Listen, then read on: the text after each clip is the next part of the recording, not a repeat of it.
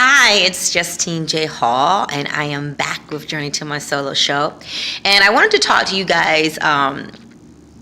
This process has had its ups and downs, and it's still going, of course, with submissions and stuff like that. But I would have never gotten to this point in my life if I had not gotten rid of my fear of failure.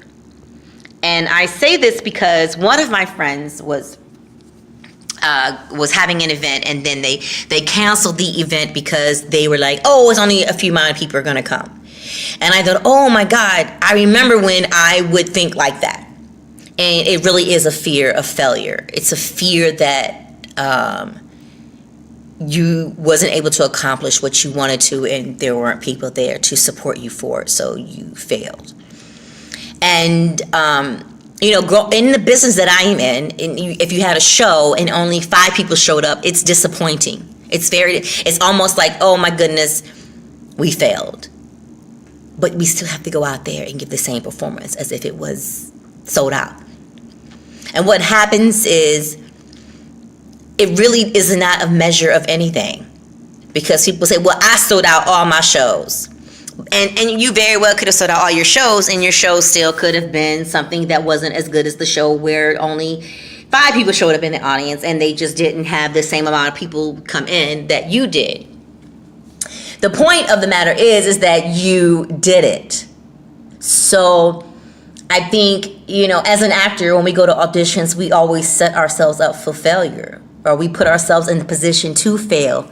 And, because we go to an audition and it's like, it's a really good chance that you might not get the part. And it just becomes something that we get used to. It's like a regular thing. It's like part of the process.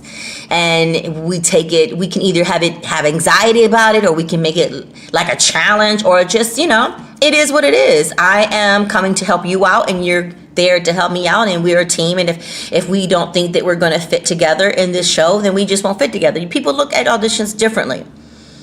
But when you are trying to create something on your own, whether you're producing something new, whether you're writing something, or whatever you're creating, and you decide to put it out there, there's a good chance that maybe no one will come. Or maybe if you're writing a book and no one will buy it, and you wrote a song and no one downloaded it, or you created, you opened up a boutique with a shop for whatever, and no one comes to your shop.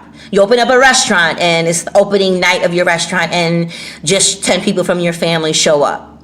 There's so many things.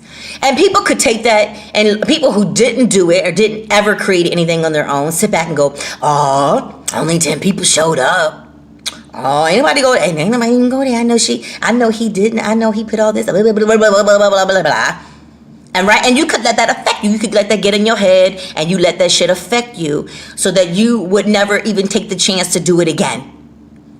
When actuality is that those people who were running their mouths would never attempt to do it, because they're afraid to fail, right?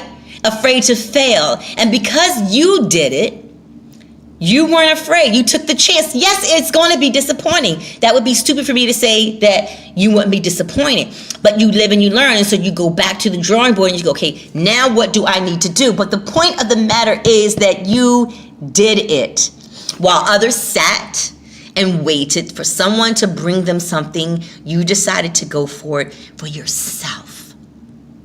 So if you've ever thought about doing something and creating something on your own, or creating an event, or setting up something and no one attends, or only 5 people attend, so what? So what? Do it again. And if you're staying true to yourself, that fan base will pump itself up, will grow. And if you need to go back and change something and go to the drawing board, then you do it. But for a long time, I wouldn't write, because I thought someone was going to criticize my work. And you know what? They did. And you know what? I'm glad that they did, because I learned. Okay? I knew going in that there's no way I could write something for the very first time and no one was going to criticize my work. People going to criticize your work. Even look at Game of Thrones. God damn. You know what I'm saying? People criticized 8 years. They had us at the television like, what? What's next? And people criticize. Okay, so people criticize. Okay. They're established writers. All right? People are going to criticize your work. And you have to accept that. And it's okay. Okay? It's okay. So if you're thinking about creating something on your own, please get as much information as you can. I didn't want to write because I thought, oh my God, I don't know how. But then when I knew how, I thought, okay, so now they're going to tear this to shreds. And so what? So what if they tear it? I learned so much. I went in with my head held high, and I came out with my head held high. All right? I learned because you can't do everything on your own. You're going to need some help. You're going to need somebody to guide you. Okay, you can read 85,000 books. You can write and take as many, watch many YouTube things as you want to. That's fine, but you needed help. You just didn't go do it on your own and not seek it. You had to find the help. And once you get the help and then you do it, okay. And so what if you put up a show and only 10 people come? So what? You did it. You did that shit. So what if you entered into 15 film festivals and nobody accepted you but one? So what? You did it. So what? You wrote a play and you submitted it and nobody picked it up. So what? You did it. You did it. You did it. Give yourself a hand, a pat on the back. I wrote a freaking play. It took me almost 4 or 5 years to write it, but I did it. So I don't care what anybody says. I did it.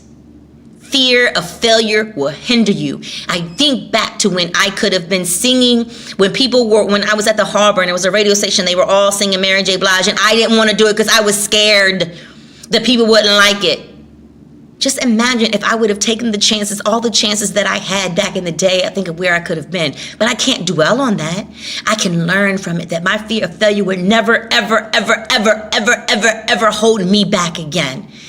And it was on my mind to tell you, don't let it hold you back. Don't let the fear of failure hold you back. Keep pushing.